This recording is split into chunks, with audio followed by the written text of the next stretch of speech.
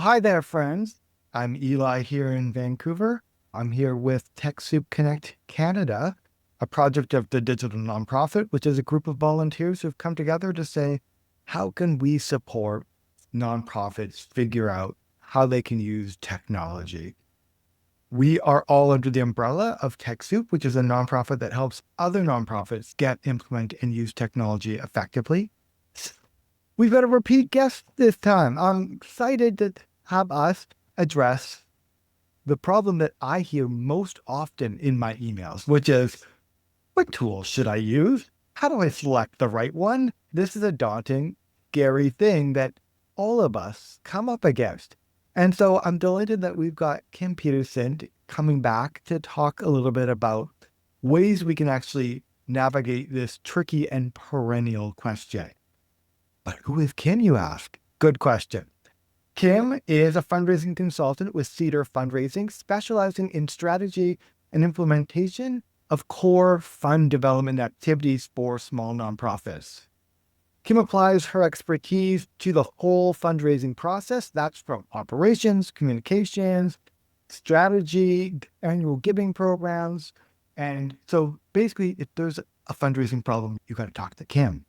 In addition to all this one-on-one consulting work, Kim is also a trainer doing workshops for board members, volunteers, and others about the fundraising journey, fundraising campaigns, monthly giving. So if you need to get your board preaching the gospel of fundraising, again, Kim's your person. Ladies and gentlemen, Kim Peterson. That was a very kind introduction.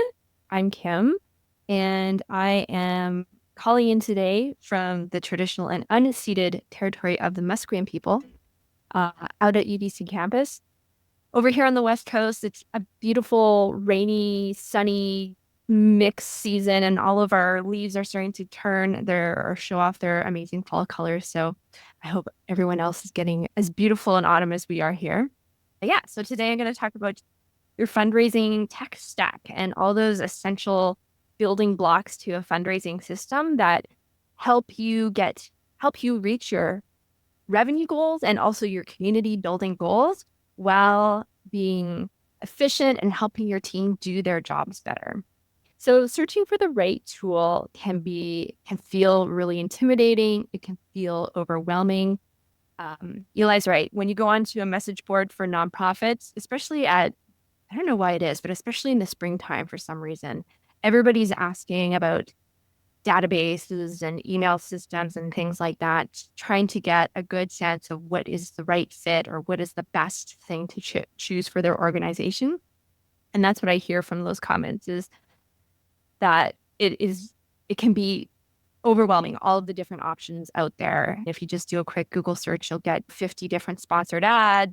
If you go to a conference, the hall is going to be filled with companies trying to get your subscription, your patronage. But my goal is to keep this decision practical and focused on what is going to be best for your organization.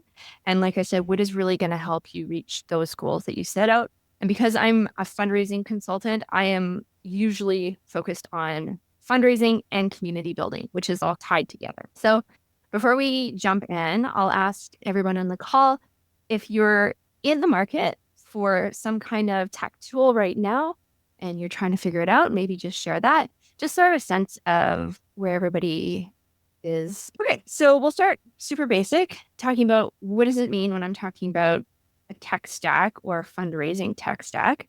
Every organization has tech tools that it uses every day to do its work, both externally and internally. The tools I focus on are typically those back-end or administrative tools. They perform transactions, they keep data organized, they help us communicate really well with our community, especially these days where a lot of that communication is happening online, it's happening digitally.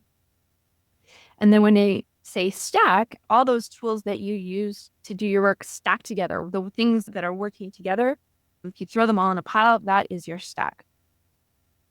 My light turned off. So when you choose those tools, sometimes this can be driven by budget. Sometimes you got on a call with a really convincing salesperson.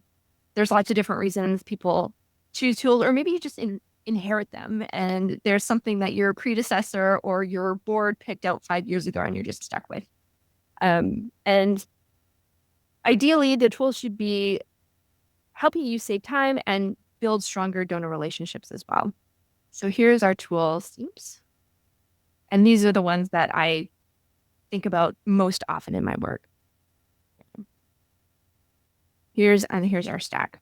So when it comes to the fundraising tech stack specifically, I think about 3 tools or 3 types of tools that are like the basic in the foundation for your fundraising tech stack. There are 3 core systems that I usually recommend and that I help people find and implement.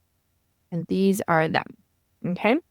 So the donor database, or your CRM, your customer, otherwise known as a customer relationship management system. Sometimes they're known as a donor management system, DMS.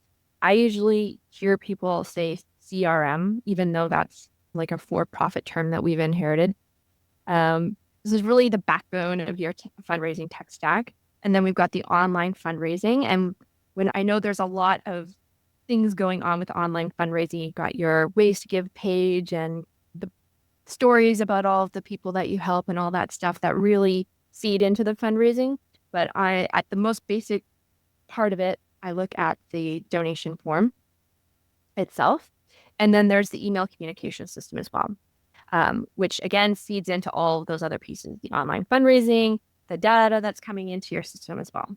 So those are the 3 pieces that I think are the most essential for a fundraising tech stack.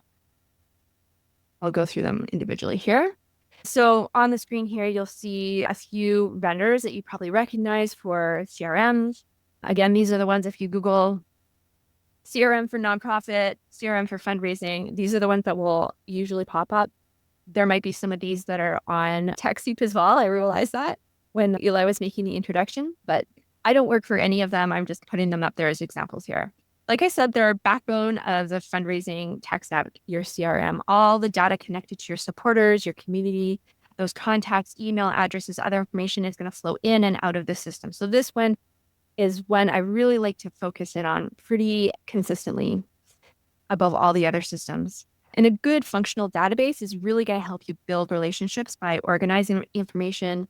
It's going to help you process and manage gifts efficiently. And it's really going to help your entire team do their jobs well, whether they are direct fundraisers or not. For the online giving platform, like I said, the donation form specifically, this is just a way to make that online giving experience very easy for your donors. And it's having this and having it done really is also going to add credibility for your organization. And the form itself is going to inspire giving and increase giving as well, when it's done really well.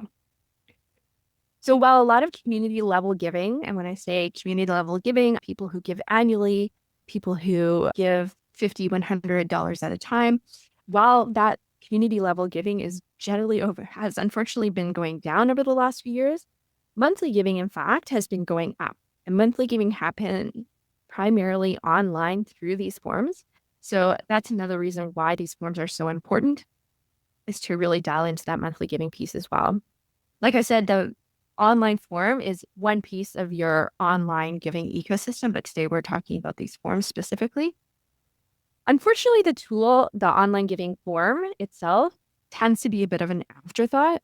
But like I said, an optimized form can really increase gifts. It can inspire monthly gifts, especially. And a form that is properly integrated with your database is going to save you hours of admin time every single month. It's going to cut back on errors from manual entry and processes that require a lot of a manual entry. And then stemming from that, the higher donor attrition that comes with those errors and just the general clunky giving experience that's going to make it harder for people to give.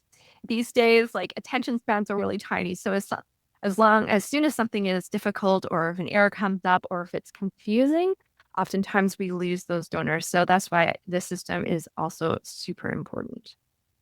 Okay, and then that last system is the email communication system. I'm not going to go too much into depth on that one today, but these are like your big main players, which I'm sure most people are familiar with. There's so many different email providers out there or email service providers. The important thing is that we're not BCCing people on our Outlook account or on our personal Gmail. It's really not a great idea. Not only is it going to cause a lot of issues in terms of keeping track of all those things, but more and more you're going to be getting caught up in spam filters and your deliverability is going to be impacted.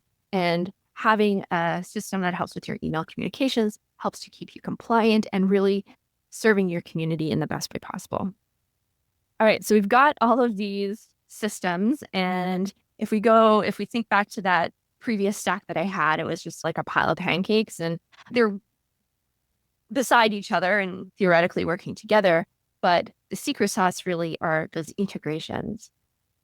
And when I say integration, I guess a term that we use when different systems talk to each other. And what they do is they help to reduce those manual pieces of moving data from one system to the next or from one tool to the next. You'll likely have 2 or 3 tools in your fundraising stack. Sometimes you can combine a couple of them, or sometimes they're all separate. But the important thing is to connect them directly as much as possible. And there's 2 types of integrations that you can consider. The first is built-in integrations or native integrations, where the developers have very kindly worked with each other to figure out a way to connect the 2 systems so that you don't have to do anything separately. And then there's a third-party integration system where you can set up the integration yourself. Zapier is the most well-known company that will do this, and it's just adding an extra step onto that process. But sometimes you have to if there's no native integration. Okay. So in addition to just really trying to find a system or a tool that works with your organization, often the question comes down to which one is the best one? If you're Googling, people will say, what's the best? What's the best one? Those are the questions that you'll see on the boards as well. And this isn't really a great question to ask because just like all these stacks of pancakes, it's an opinion, right? It's subjective. One person's going to like the stack with bananas. The other person's going to like the stack with chocolate and blueberries. And if you ask somebody who uses these systems all the time, they're going to have very strong opinions about it. I myself am not resistant to that bias as well. But the thing is that it's not helpful to you because they're not working within your organization. They don't have the unique needs and the constraints and all those different things that you're working with. So their opinion is not really going to be very helpful. So there really is no such thing as the best anything. There are tools that are really good at a specific thing. And so it's important mostly to know what that specific thing is that you need so you can find the best tool for that specific thing, right? So the best one, and we'll keep this in mind as we go through, is the one that is going to be the right fit for your needs and the needs of your staff, your team.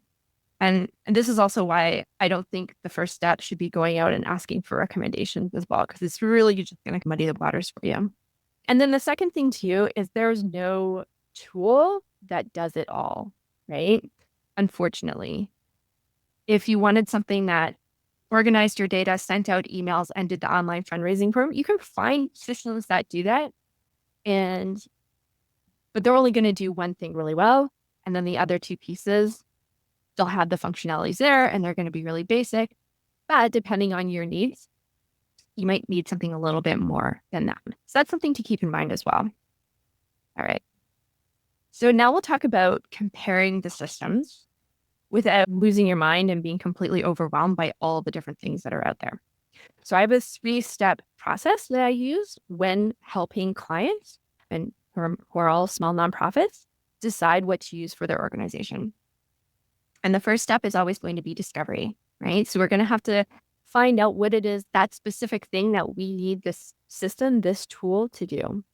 And in order to do that, you want to gather your team. So all the people who are going to be using the tool to talk about this and really decide together what are going to be the important things that you are looking for as you do this search. You're going to ask questions like, how is this tool going to contribute to fundraising and community building at our organization? Some organizations rely heavily on membership for revenue generation, or they have a big volunteer program that they need to manage, and maybe less of a community level or fundraising program. Okay. So that's something to consider because there are systems, in particular CRMs, donor databases out there that excel in one type of community building or fundraising over another. Or, for example, if you do a lot of peer-to-peer fundraising, or if you do a lot of events, that is something to think about as well. Going from that, what are the priority features and functions that are really important, that are must-haves or maybe just nice-to-haves, and you can prioritize those things as well. I do have a resource that I'm going to share, and I'll show it to you in a second, just to have a little bit of a sneak peek, that goes through all of the many priority or features and functions that a typical CRM will have. And that's one way you can look through and go, okay, event ticketing is really important. This is probably something that we should have over, say, volunteer management, where it's really important that we have a great peer-to-peer fundraising function with our system, and maybe not so much a grant management system, because that's not important for our organization. We want to know how we want our tools to talk to each other. So if we have an amazing email communication system already, we want to make sure that we're going to pick something that's going to talk really easily back and forth with whatever other tool that we're selecting. Or we at least know how we're going to move that data back and forth. And then, of course, what is our budget? What is our capacity? And what I mean by capacity is our staff time that we're going to be able to invest in this tool every single day, every single month. Every tool is going to require a time commitment on top of that financial investment that you're already putting in. And there are some tools out there that are going to take up a lot of time. And that's something to think about carefully as well.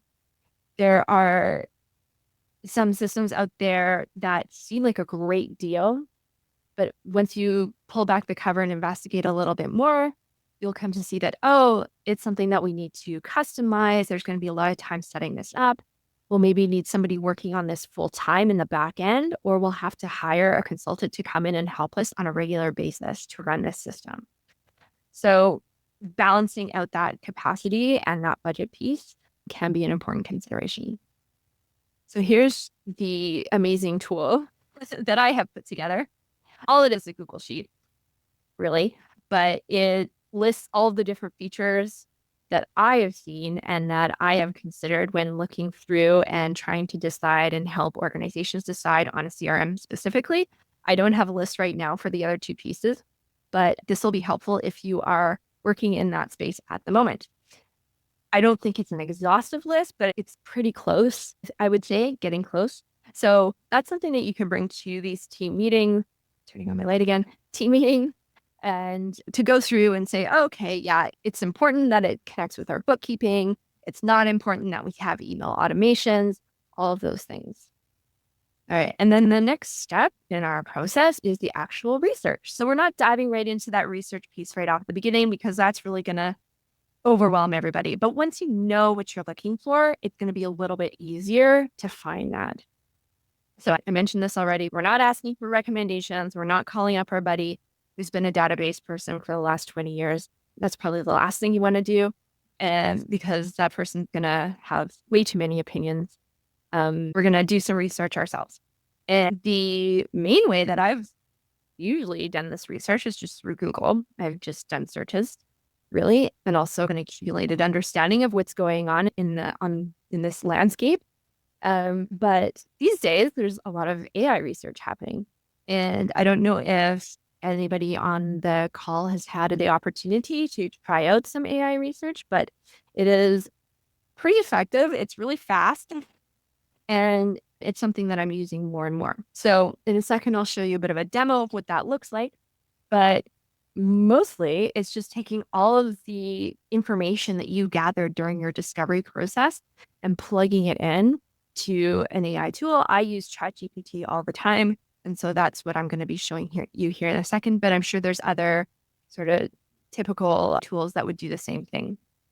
And with the ChatGPT updates over the last couple of months, the research function has really improved in that you're getting detailed and generally reliable results. Okay. And all this is doing is really narrowing down your options. I should say more about that generally reliable piece. The results are fairly reliable. All it's doing is scraping information off of websites and things like that. you do have to, I would never recommend making your decisions just based on the information you get from ChatGPT. Always go back to the original source to make sure that what it's quoting you, what it's telling you is actually the right thing. Also, I would say maybe to combine the two as well, the Google and the AI research as well. Just because, and this is just a hunch that I have, I'm not sure about this, but my hunch is that the AI research is not digging as deep maybe as I would want to be in terms of finding like a really good fit.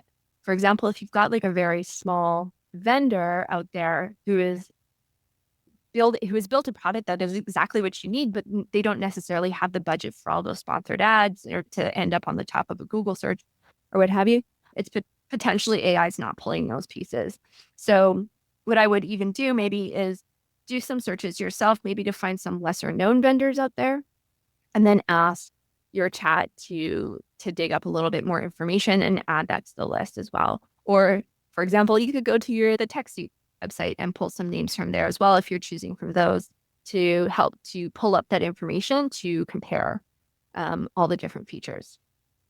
All right, so this, if the video works, is a demo of the AI research in action. This is a video I did earlier, so I'm not doing this right now. But all this is a prompt that I wrote and that I'm also going to share. So you'll have this prompt that you can use. I plugged it in and included some pretend information about an organization that is looking for a CRM. I asked the chat to ask me clarifying questions as well, which will help it to narrow down some options for you. And that's what it's asked right here. And then these are my answers, again, made up, except for that last piece. I will help do the setup if you want me to. But so I included the clarifying answers, and then it's going to give me some options here. And if I scroll down in this video, here are the options. And it puts it together on this beautiful table. It includes the URL. So it really does save you hours and hours of work. And then ChatGPT, because it likes to be extremely helpful, includes a whole bunch of other things and then asks you if you wanted to do it some more things, which you can go ahead and just go down the AI rabbit hole a little bit if you want to with that. So that's the research portion. And the goal here of this step is just to narrow it down to 2 or 3 or 4 of your top picks. Because the next step is going to be a sales call. And we all love sales calls, right? It's the part everybody avoids, but it's really important. And it's also really easy because it's their job to sell you this product. And especially when you're looking for a CRM, maybe you can't say the same thing about an email service provider necessarily, but it's generally pretty easy to get a phone call with them right away or hop on a Zoom with them. So to prepare for this call, you want to gather that checklist and your research and really just flag any questions that you have. I'll go over to my next. Oh, no, it's not there. I had an example of a sheet that maybe the next one. A sheet that I'd done for a client here. So this is that same sheet, but it's with all the information filled in. And you can see like I've got some question marks here. I wasn't sure about some things. They're on their website. They're being coy. They're not telling me what the actual cost of this thing is or whether they have this feature or not. So these are things to bring up in your sales call if they are important to your organization, and it's going to affect the decision, obviously. So the salesperson should know these things. If they don't, I would ask them to follow up with you so that you can make a fully informed decision. Sales calls are also really helpful to you. Can request a demo or trial version for some of these services, or even to see them in action in the wild. Maybe they have an example that they could show you just to see how it works. If some of them have demo versions or trial versions that you can do, and then you can get a sense of how easy it is to you and how it's going to work with your team.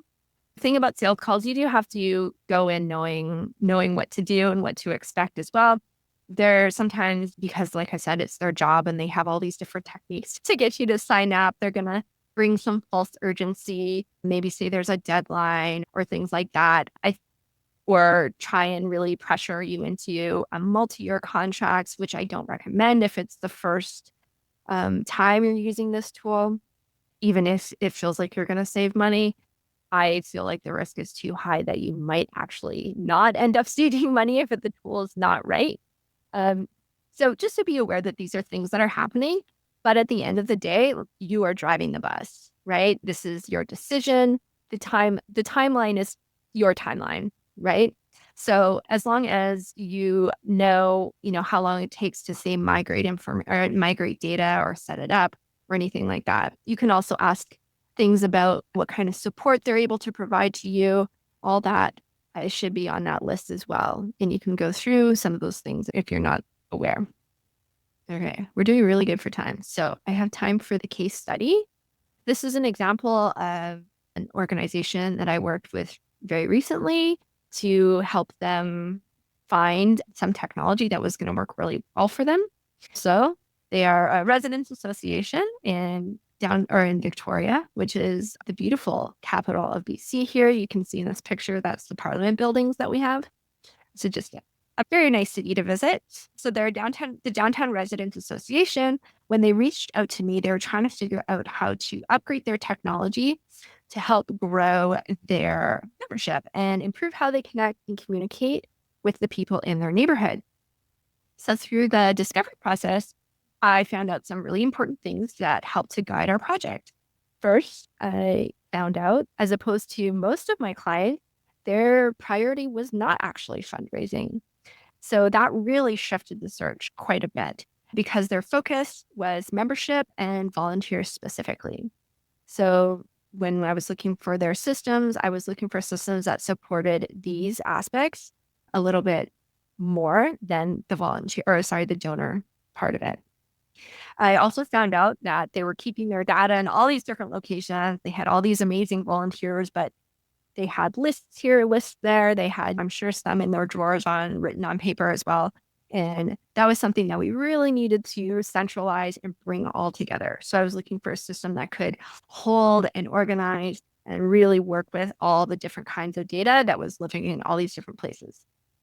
I'm sure some of this sounds familiar. They were really happy with their email service provider. They had something that they were using that they were used to. They had no complaints about it. So we weren't going to change that.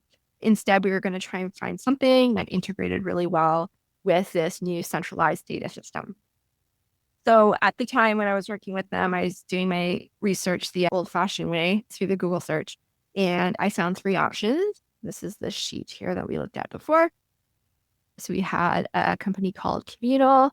Neon One came up for them, and Wild Apricot, which I think was mentioned by one of the participants earlier as a membership system. Wild Apricot, yeah, is a fairly large, well-known system out there. Neon One is also fairly prevalent in the donor management system space. Communal was an interesting one that came up for them. That Communal is a very small company.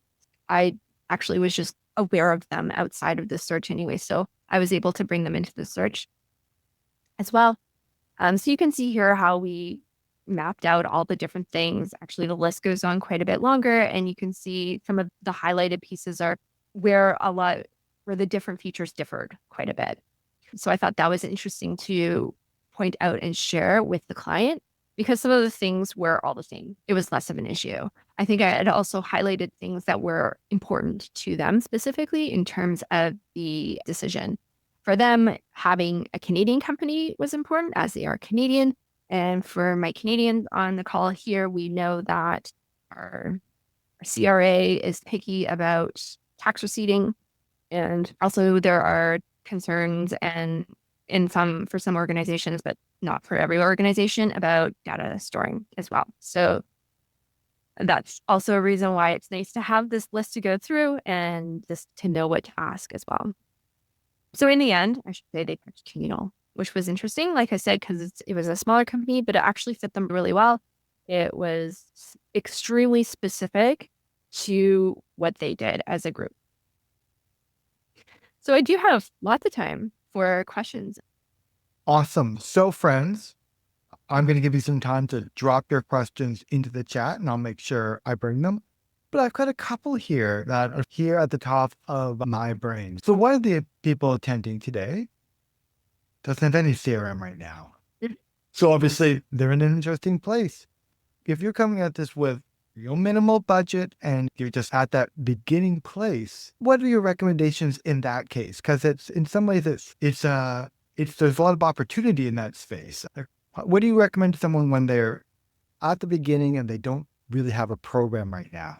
Yeah, you're right. There's a lot of opportunity because the only thing worse than no database is a database that is 10 years old and completely meshed up, like messy, right? Because it's going to take you way more time to fix it up. So I love those situations because you're coming in with a fresh database that has not been sold by garbage in. Okay, so I would still go through that discovery process to understand what it is that you really need this tool to do for you, and ask yourselves, why are we moving away from spreadsheets? What are the problems that we're coming up against that is really pushing this move? Because, and maybe be honest, like maybe you have a board member who's, if we want to be a real organization, we got to have a database. But if the spreadsheet is working perfectly, then keep the spreadsheet, right? But I would say that in most cases, the spreadsheet's not working the way you want it to be working. It's not going to be as dynamic as you need it to be, especially as you grow. And especially if you're going out into the community and you want to do fundraising and building up your network of people, right? It's going to be really hard to do. So yeah, go through that process and know what it is that you need this system to do. Know what your budget is going to be. And there are databases at every budget level, I would say, even really modest budgets. You might grow out of those ones really quickly, but it's a start and it's a way to really get things going. So yeah, understand that budget and just don't shy away from those sales calls as well to really have those conversations.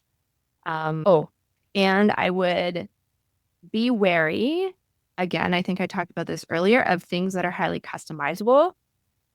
I would find the out of the box solution that is going to work best for you, because I've unfortunately have seen that trap where you, a product is offered to you at a very good price, but it is a very customizable piece and you end up having to invest a lot of time and then potentially don't end up using it in the end. Well, the other group of attendees I'm hearing from are people who are in that transition phase.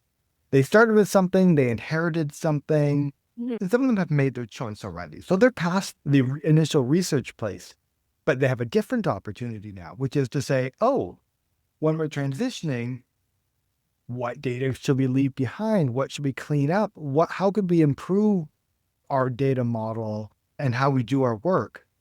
What are your recommendations for people who are just about to begin that transition? And what are the opportunities that emerge when they're doing that transition? Yeah, okay. I gotta move into like my migration state of mind here. Yeah, I would still maybe they've had this conversation. They probably had exhaustive conversations at this point where they know what's not working for them, right? And how we're trying to solve that problem. I would, from the start, build documentation for that migration. So usually when I'm setting up a system, whether it's a brand new system or I'm moving data over, I will go through every single piece and document exactly why we put these tags in, exactly why we set up this campaign, exactly why we did this, why we did that. Because it's going to make sense to you now why you're bringing this data over, why you're setting it up this way and that way. But in 2 years, even, or 12 months, it might not make sense to the next person coming in. And then they're going to go through the exact same cycle to say, why did they pick this thing? Why did they do it this way? We need a new one. So just to set yourself up for success in that sense, to really do that work up front. Right? Yeah. So you need to document out, like, what is this? What are the assumptions behind it? Is that just like you open up a Google Doc and just started writing it out, just put like little categories in there? How are you Yeah. organizing? That's all I do. Yeah. I do Google Doc and I do headlines as well, so you can navigate through it, because Yeah. this is just like a personal pet peeve of mine, is to have a 25-page Google Doc with no headlines. But right? Yeah, set up your headlines so that the coordinator who is coming on to staff in 16 months time goes, oh my gosh, like how do we do a gift processing? And then they can just click on it right away. Um, there's some really cool tools out there right now that one of them that I use all the time where it's called Loom Video. And I think Zoom has a function that you can do this too, but it's basically where you like record your screen, record yourself talking, and you can say, this is how you do this thing. And then because it's AI, there's AI connected to it. It'll write up the SOP for you in 5 minutes or 5 seconds. So that's another way that you can use AI when you're building your documentation to help speed it up and really help future you or current you and future you. Now, I'm a huge fan of do the thing, narrate the thing as you do that screen recording video, and then it spits out also a transcript. And you can say, okay, great. Dear robot friend, help me organize that in here so you can have it for both the readers and the people who want to look at the actual material. So the other place to move your brain into more complicated spaces is around adoption and implementation. You always hear is most projects fail at that point. It's okay, great. We did the whole thing and then no one really used it or they only used a small part of it. How did you start building a program or a successful way of getting the key stakeholders to actually use this fancy new CRM you've chosen? Yeah. Oh, yeah, that's tough. And I've come up against that and I've had to figure it out myself because as somebody who loves this stuff and I like learning new things, but it's hard to remember sometimes that not everybody does. So the thing to remember is going back all the way back to that discovery process is to involve your team as much as possible, especially the people who are going to be using it all the time or the people who you want to be using it, and to get their input and have them go along this process with you as much as possible so that they understand the decisions that we're making, the reason why we're making the decisions, and how we ended up with this product at the end, and to be really open to those concerns along the way. Because I think a lot of times there's a lot of anxiety around this, and sometimes it helps just to hear the discomfort, just understand it and work with them through it. Because it is important. And at the end, like I have seen projects fall through and fail just because you can't get the adoption. So it is worth doing it thoughtfully and gradually. No, that's, I think, good advice. Come at it methodically. Make sure everyone's involved from the very beginning so you aren't surprising them later. Right. Yeah. Because a lot of times it's the why of it, right? If why this change is happening, why we're doing this, it's a little bit easier to know what your role is in this and the importance of it. I would also say too, and this is going back to that like discovery and sales call process as well, is just to know what do we do when we don't know what's going on? Like, how do we figure this out? Is there a person that you can contact at the vendor who can help us through this? Maybe we're working with a consultant, or maybe it's this documentation. Like, how do we work through these problems that are going to come up eventually? Great. I've run through my little backlog of questions. One last insight that's going to blow our mind that you want to leave us with, Kim. What is the thing basically you wish everyone was asking you and they just never do? Oh, I would say if you got your CRM and you don't have a fundraising platform, like if you're just using the thing that you've always used because it's free or because it's attached to your CRM or something like that, I would invest time and be curious about the separate donation forms that are out there, the ones that I looked at. I was a little bit skeptical because I'm always skeptical about marketing and like injecting psychology into the giving process and things like that.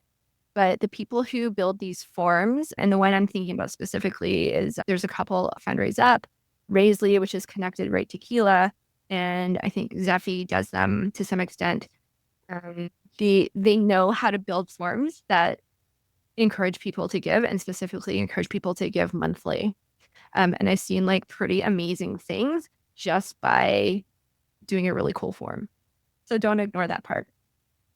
Great. And I've got a question coming in the chat from Sarah, who's curious just about, say, where is the community activity? When you say you're looking at forums and you're like, oh, these are all the people who are like asking questions about Oh, yeah. like recommendations for tools, Where do you go? What are your go-to places for getting the pulse of the community? There are in Canada, and they probably have it in the States too. There's some pretty active Facebook groups that I've been a part of. I'm trying to think of the name of the Facebook group right now.